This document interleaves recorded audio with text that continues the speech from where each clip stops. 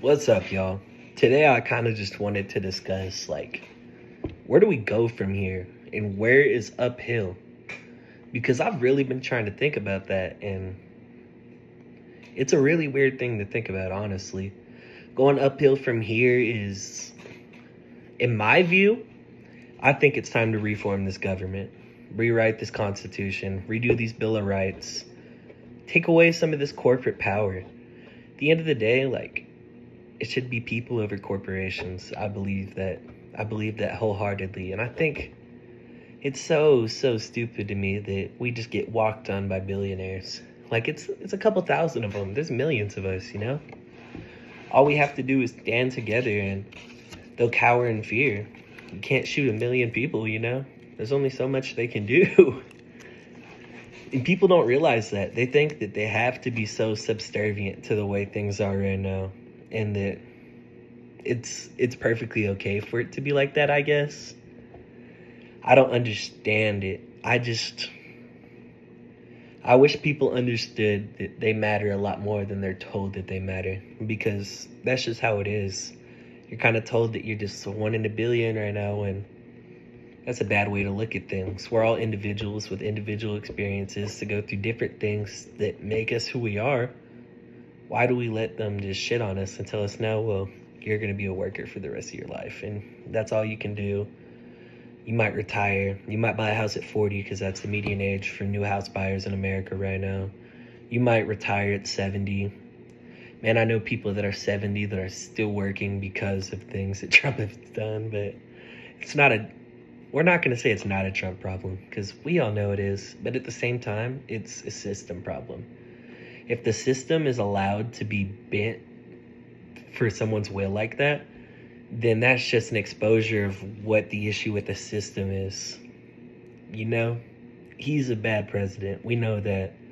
And he's completely destroyed our normal. We know that. But at a certain point, when do you stop saying, fuck you, fuck you, fuck you? And when do you start saying, hey, we need to make this where people like this can't do this kind of thing anymore, you know? And I've definitely fallen a victim to the fuck you, fuck you, fuck you trope because it's easy. It's very easy when you're just watching and just looking for things that he's doing wrong because every day it's just a new mistake, you know? But we act like things would be so perfect with a Democratic leader as well. It wouldn't be. The Democratic Party is absolute shit right now. Both parties are. There's not a good candidate from either side. It's another reason why I think we should destroy the system, because if there's not a good candidate from either side, third parties don't really have a voice.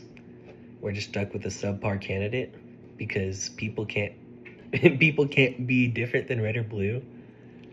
It's dumb to me. Red or blue, it's like black and white. Just change red and blue for black and white. It's a black and white perspective. Look at it like that.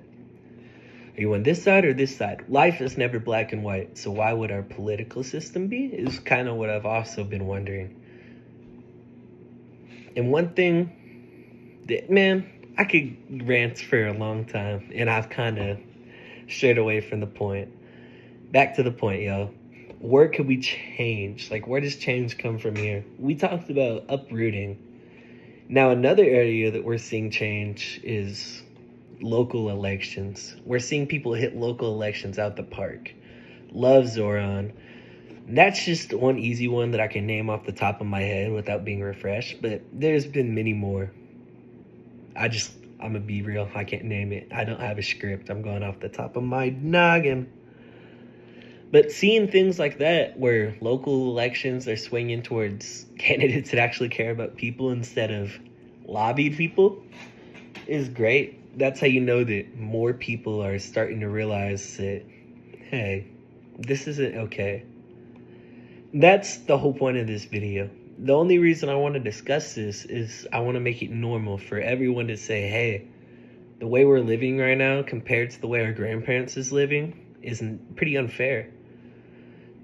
Their 50,000, which is more like a couple 100,000 in today's money, they were able to go be a fry cook and start a family, you know?